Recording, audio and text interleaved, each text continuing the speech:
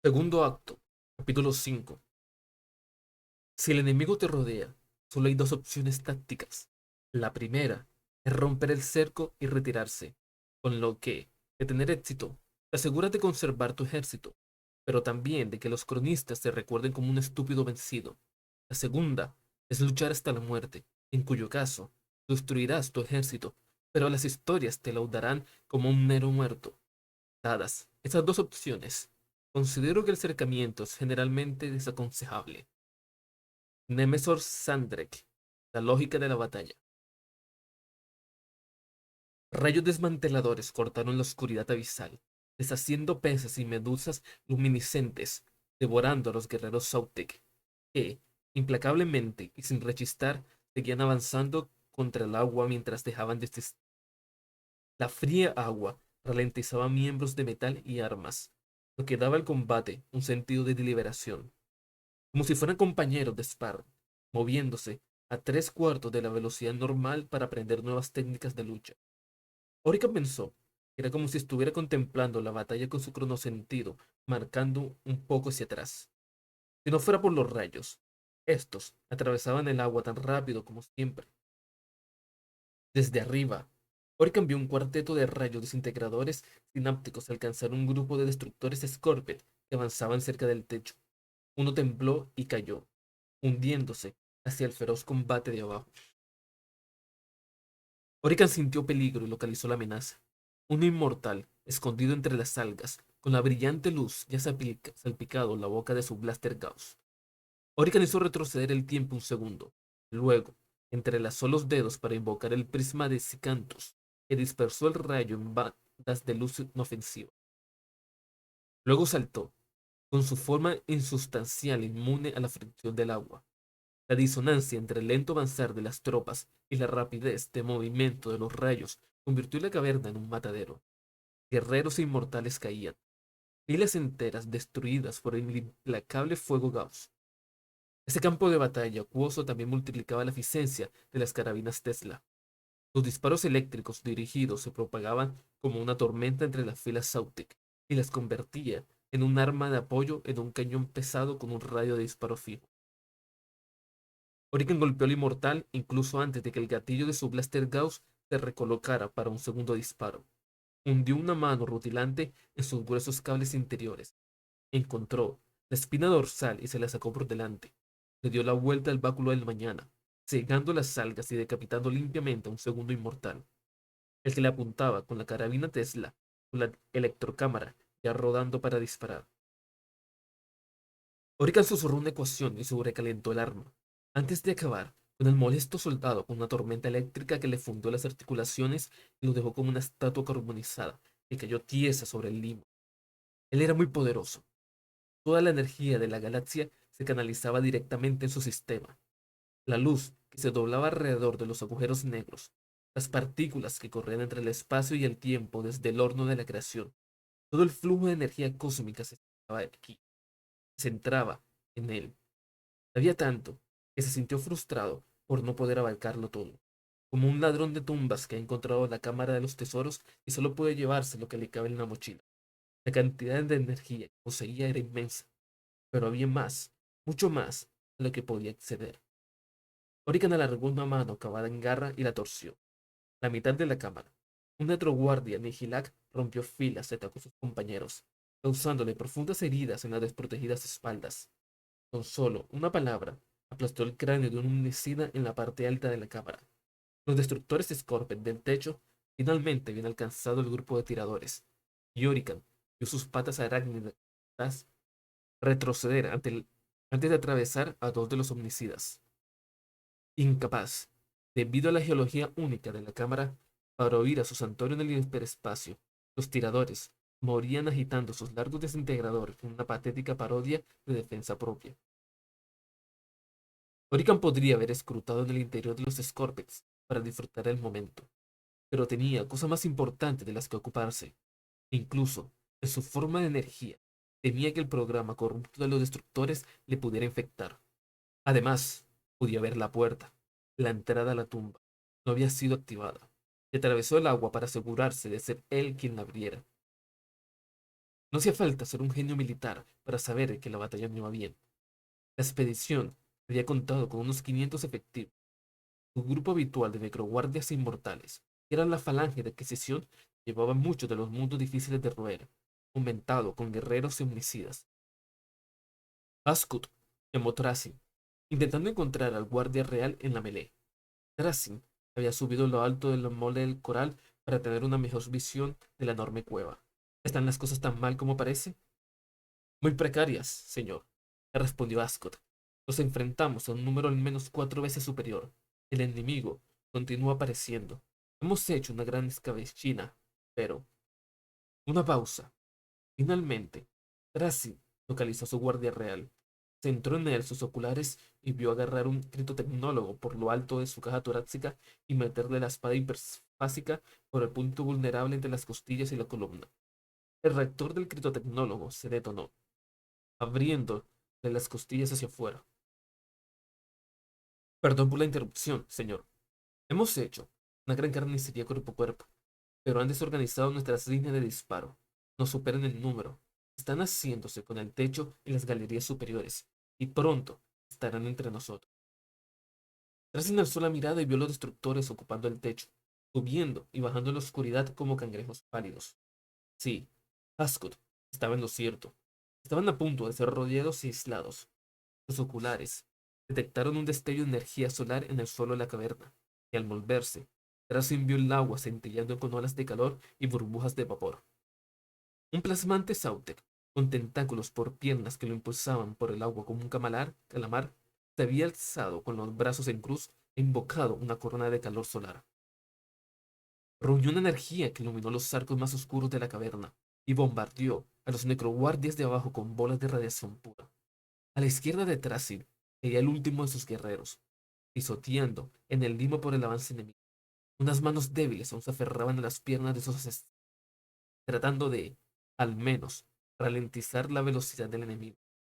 Fiel hasta el final, sin saber o sin entender que, a diferencia de otras muertes, esta no habría resurrección. No podía salir de fase para regresar al vientre de un barco sepulcro donde ser reconstruido. Aquí, bajo serenata, muerto era muerto. Ya era hora, decidió Tracy. Metió la mano en su bolsillo dimensional, seleccionó un laberinto tesseráctico y apretó la llave. Volmac Casa, forjador de datos de segunda clase de la Legión Cibernética, el bendito mantenimiento del dios máquina esté con él, estaba teniendo dificultades para calibrar sus alrededores. Lo último que supieron fue que Casa, su dotación de robots Castellan, habían estado lidiando con saqueadores de Urkari en las montañas de Rubric VII, con sus aparatos de respiración modificados como sistemas de oxígeno reciclable para poder lidiar con la enorme altitud. Sin embargo, en ese momento, los escáneres ambientales no mentían, estaban bajo el agua, sumergidos a gran profundidad, y los medidores de presión decían lo correcto. Y los ágiles Eldar se habían ido. En su lugar, había hombres de metal, constructos malditos por el dios máquina, cosas blasfemas, forjadas y no creadas, que se burlaban de la pureza de la forma humana que aún, a pesar de sus mecadendritas, bancos de datos, seguía estando en Volmac Casa. Con un estremecimiento de miedo, su cerebro cibernético produjo la leyenda sombría de los hombres de hierro, la inteligencia abominable que decía que casi había llevado a la ruina a la humanidad. Había tropas junto a ellos, luchando contra los invasores. Rayos verdes disparados como látigos que deshacían al enemigo ahí donde le tocaba. Estuvieron a punto de girar la cabeza, pero un fuerte impulso lo impidió, y el aviso momentáneo de su sistema defectuoso se desvaneció. Su cerebro cibernético le informó que no necesitaba ver a sus aliados, pero tenía que agradecerle al dios máquina el que esos aliados estuvieran luchando a su lado. Eso decían. Dotación Castellan, llamó el tecnosacerdote en cuanto binario del mecánicos. 9 robots grandes se pusieron firmes, con las cabezas ahuevadas, vueltas hacia Cázar por órdenes. Los puños de energía crepitaban, y las armas se preparaban a la espera, solo por el tono del habla lógica de Cázar. Destruid a la abominación. 9 grandes espaldas se volvieron y avanzaron, mientras las armas iban fijando objetivos.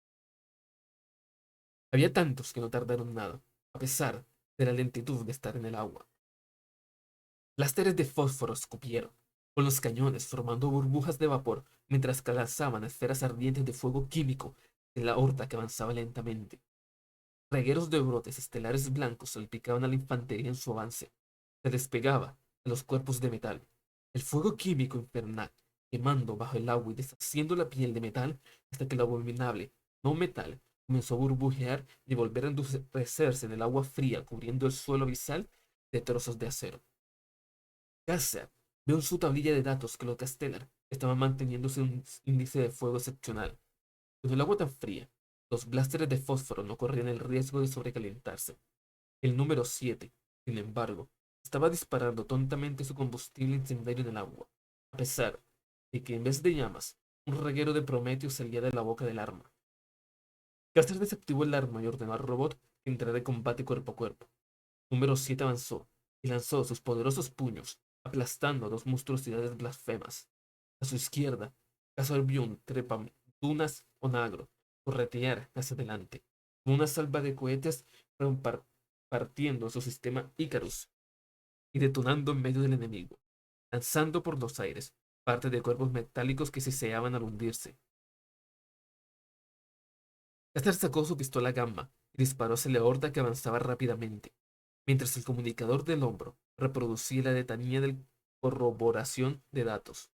Era un honor, pensó Caster, servir al dios máquina.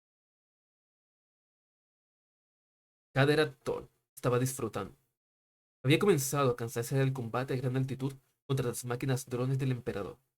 Era cierto que su dolor al ver sus torpes experimentos rasgados y destruidos le habían proporcionado cierta diversión, pero ese zumo era demasiado fácil de exprimir. Estudiar sus tristes intentos de fundir carne en máquina no servía de mucho para avanzar por sus intereses quirúrgicos. A fin de cuentas, uno no ascendía en la orden de los hemónculos, imitando los vastos trabajos a la carne de los hombrecillos máquinas del emperador muerto. Pero esto se lo disfrutaba. Los experimentos, dotados de motores antigravedad, que le envuelva bajo la piel purpúrea, siempre se había usado para nadar en el aire y a gran altitud de la dorsal Rubik, que había hecho pensar en colocarle las máscaras presurizadas. Aunque el sellado no fuera perfecto, claro. ¿Por qué? ¿Dónde estaría la diversión si uno se ahogaba un poco con el exceso de aire? O en el agua, como en ese momento. Estaba encantado de poder usar finalmente las agallas que había hecho crecer in vitro hace unos 2 siglos. Su falta de uso había resultado ser el sujeto de un par de broma pesada en una fiesta que había organizado. Todo el mundo se había reído a sus expensas. Hablando de lo cual, su Cronos alcanzó las cosas con cuchillas que había en el pecho, azotándolas con los erizos astillados que había criado a partir de los brazos, envolviendo al necrón armado en un asqueroso abrazo. Quería que las púas finas como agujas de los arcillos se inflamaran, que hincharan a la monstruosidad de metal con sus campos de energía en 300 lugares diferentes, inyectándole ácido directamente en su sistema. Tanto el constructo de carne Cronos como el enloquecido de las cuchillas se estremecieron juntos, como amantes, consumando una noche de pasión, y ella supo que Cronos sufría tanto dolor, si no más, que su víctima. Esto te enseñará a burlarte de mis agallas, Santer, pensó, con una sonrisa medio lado, cuando el ser que había sido su antiguo compañero de copa soltó a la víctima y fue a por otra. Uno de sus arcillos había sido la víctima de la espada de un necrón y pasó flotando, aún, agitándose alrededor del destructor herido. Sol se abrió camino a patadas hasta la forma inerte y lo miró a los ojos, alimentándose de la furia que ardía ahí. Repasó su caja de herramientas para implantes y sacó una aguja de necrodermis, alegrándose de tener una, porque eran muy poco corrientes. Lavó el agua en el sector del fluido primario del necrón. La bilis del reactor que iba llenando el vial de cristal era de un encantador tono amarillo. Esa sustancia era extremadamente rara, terriblemente tóxica, sin sutileza, cierto, pero efectiva en extremo. Y ya se sabía con los necrones. Era tan complicado recolectarla antes de que salieran de fase. Una muestra pura era muy difícil de encontrar, pero esos rufianes de metal no parecían estar saliendo de fase. De hecho, Nunca antes había podido mirar a un destructor con tanto detalle, y sintió cierta afinidad. Era evidente que ese ser había sido uno estándar de su gente. Sin embargo, ese genio de la creación la había visitado, y al igual que ella, había decidido convertirse en una obra de arte violento. Cada miembro cortante, cada puya neumática que le sobresalía en el pecho y cada punzante arma había sido fundida en su estructura. Sol le palmeó la mejilla con su tercer brazo implantado. Se alejó de él con la extensión de la cola de la espina dorsal que le hacía moverse tan fácilmente en el agua. Otro destructor flotó junto a ella y le hizo alzar la mirada. Más constructos estaban sobre el monstruo con cuchillas y sus tentáculos como flagelos le azotaban y se le enrollaban. Los miembros arácnicos, acabados en cuchillas de los artesanos corporales de los necrores, uniéndose con los látigos y garfios de carnes creados por ella misma. Queridos amigos, pensó, saludando mentalmente al resto de los invitados a su fiesta, os presento a vuestros antiguos y temidos enemigos, los necrones. Intentad no reíros. Orican atravesó con su báculo un constructo, no mucho más que un cadáver que en el cerebro plano conectado a un pequeño tanque, con la piel amarillenta y llena de fluido de embalsamar. Incluso, en su forma de luz, en la que solo existía parcialmente en el plano físico, no quería tocarlo. Tracin, solo Tracin, podía ser lo suficientemente perverso como para coleccionar criaturas así. Orican avanzó, se lanzó bajo el brazo que movía un enorme constructo, uno de los 9 que había hecho tan destrozo entre sus guerreros. Le dio un tajo de la punta a punta, a una de las patas al pasar. La cosa se fue hacia adelante, y el miembro amputado, comenzó a lanzar blancas chispas eléctricas mientras la máquina idiota seguía moviendo las piernas como si estuviera derecho. Disparaba su arma hacia las esponjas. Un ardiente rayo le rozó el brazo izquierdo. Él se volvió en redondo. Vio uno de los cultistas de las máquinas yendo hacia él con una pistola. Los sentidos aumentados de Orican detectaron la presencia de escarabajos mentales en el sistema del tecnosacerdote y dibujó la señal de Todd en el aire. El cultista le tembló la mano cuando trató de apretar el dedo en el gatillo y no pudo. ¿Deseas adorar máquinas? Rugió Orican. De rodillas. El tecnosacerdote se dejó caer de rodillas y luego se postró sobre el limo que brillaba opaco, rodeado de esponjas hechas jirones. La mano derecha del sacerdote, retorcida en un ángulo no natural, llevó la pistola de rayos a su propia nuca. Erika no esperó a ver el disparo. Pasó junto a más abominaciones.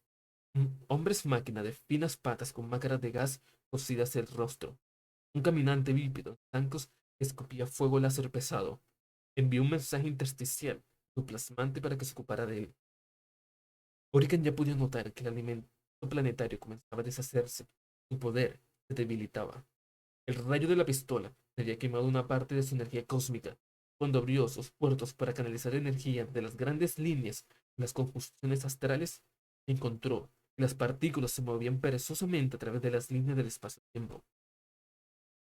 Eso significaba que quedaba poco tiempo para activar la puerta de la eternidad. Un tanque araña se acercó, disparando lentas andanadas por sus cañones gemelos, y Orican se metió entre las patas. A su derecha, un guerrero con una armadura de hojas lisas y una máscara respiratoria disparó algún tipo de pistola Eldar, y Orican entonó la revisión de Hakik y envió una tormenta de astillas de vuelta hacia el sorprendido asaltante. Sangre oscureció el agua. Luego, un enorme guardaespaldas, un guardián real, si no se equivocaba, se cruzó en su camino. Orican no tenía tiempo de ocuparse de él adecuadamente, así que hizo un rápido algoritmo de combate para predecir los movimientos del vasallo. Se deslizó, resbalando con los pies por delante sobre el limo, bajo el primer golpe del guardián. Al pasar, le cegó la espina dorsal. Eso no le mataría. Orican no tenía tiempo para rematar, pero al guardián no le molestaría. Un último esfuerzo. Se deslizó por un resbaladizo bosquecillo de algas. Se detuvo solo para lanzar un hechizo cronomántico para ralentizar a cualquiera que lo persiguiera. El Mysterious colgaba suspendido, aún más brillante, transmutado, cantando. y la podía oír a ella en esa canción, impulsándolo hacia adelante. Estás tan cerca, Orican. ¿Es mi nombre en esa puerta? Tú has resuelto el enigma, no él. No dejes que ese ladrón te robe la gloria. Solo tú entenderás lo que vas a encontrar aquí. Ningún otro ser me iguala. Ninguno, excepto tú. Orican se detuvo bajo el imán aritmático que era el Mysterious, la pieza que le daba la variable desconocida de la ecuación. En esa variable, dada por el Mysterious, diferente a cada segundo, el algoritmo no estaría completo. Racing podía haberle oído recitar el algoritmo 1000 veces, seguramente lo habría hecho, pero no habría importado. Y aunque el lenguaje le resultaba desconocido, de algún modo, grababa el número imposible directamente en sus engramas, la última pieza del puzzle. Pronunció el algoritmo criptográfico. El Mysterious implosionó, se dobló y cambió, con cada una de sus 20 caras estirándose hacia adentro del núcleo hasta que cada ángulo quedó como un punto saliente, una puntiaguda estrella con triángulos equiláteros por cara. La superficie reflectante del portal se agitó y cambió. Un verde creciente en el centro que se extendió para cubrir toda la entrada. Orican pudo ver la cámara en el interior. Vio filas y filas de figuras recortadas en la neblina del portal. Por un momento, Orican se temió algún truco. Se temió que Tracing se hubiera colado en la tumba antes de él y hubiera instalado un ejército ahí. Pero, al avanzar, vio que las figuras eran de piedra, gastadas por los largos eones. Tenían la espalda vuelta hacia él, como si estuvieran firmes ante el farón que supuestamente yacía en el centro de la tumba. El agua parecía arrastrarlo hacia el portal, como si corriera a llenar la tumba. Ocurrió lentamente, como un ligero tirón en vez de un torrente. Orican avanzó, susurrando su agradecimiento a las constelaciones, de cualquier dios sin nombre o poder que las hubiera puesto en marcha. Y entonces, el obliterador lo golpeó desde atrás. Orican retrocedió al pasado, pero encontró su camino bloqueado por la maldita capa de Tracy. Al parecer, no podía asistir a ningún pasado en el que no fuera golpeado. En vez de eso, Orican retrocedió todo lo que pudo, un medio segundo, y giró la cabeza para que el báculo le diera el golpe de refilón en vez de desperdigar el remolino de protones que formaba su cráneo. Se tambaleó, se recuperó, se volvió hacia atrás con su báculo sujeto en una guardia alta. Mis más sinceras gracias, Orican, dijo Tracy. Eres muy caballeroso, aguantándome la puerta abierta así. Entonces, Tracy se volvió y corrió hacia la ordeante puerta dimensional. Orican lanzó su báculo como por un tridente, clavó la capa de Tracy en el sedimento, y ya estuvo sobre él, arrancando el cableado abdominal de Tracy con sus manos cargadas de energía, marcándole surcos en su máscara de la muerte, abullándole las costillas. Idiota encorvado, arrogante conspirador, te arrancaré la cabeza de esa capucha, degenerado. Mientras estrellaba los puños en Tracy, pudo verlo parpadear, incandescentes en un golpe, frío metal en el siguiente. La marea de energía estaba retrocediendo, las constelaciones avanzando en un despreocupado camino donde un alineamiento era tan bueno como cualquier otro. ¡Maldición! Gritó Orican, mientras se lanzaba hacia el portal, que perdía intensidad. Algo se lo impidió. Supo que Tracing le había reagarrado por la pierna. Solo quedaban unos momentos. Pateó la máscara mortuoria de Tracing, la vio quebrarse, volvió a patearla y arrancó un trozo de la placa de necrodermis del cráneo, dejando a la vista los circuitos. A su espalda, Orican oyó ruidos de batalla. Oyó el aullido de fuego Gauss, ya resonando por las turbias aguas de la caverna. Era en aumento. Su sistema de percepción, que se reafirmaba a trompicones mientras la energía extrema se iba agotando, le advirtió de la llegada de las amenazas. Entonces los vio, los pretorianos de la triarca. Surgieron por la entrada del túnel en formación de punta de flecha, aplastando tanto Sautek como Nihilag, insertando una cuña en la retaguardia de los Sautek, sellando las fuerzas entremezcladas con sus varas del pacto. Mientras observaba, la formación se dividía, separándose hacia cada lado para formar un cordón entre los Sautek y los Nihilag. Uno tiró de lado un criptotecnólogo con la parte plana de su cuchilla de vacío y alcanzó en las partículas con la otra mano. clavándole un tiro directamente entre la mirilla del visor del tanque tipo cangrejo del Mechanicus, y haciendo que el vehículo descurara hasta caer. Y al frente se hallaba la ejecutora Phileas, con una mano en lo alto y proyectando el glifo de los tres ojos del consejo despierto. Si a Orican le quedaba alguna duda, el mensaje acabó con ella. Esto es una orden tajante que anulaste anteriores. Todas las tropas del Imperio deben cesar de combatir por orden del Consejo. Esta orden anula a las anteriores. Haz las armas. El castigo por la desobediencia es la muerte. Orican se escapó de entre las manos de Tracyn y corrió.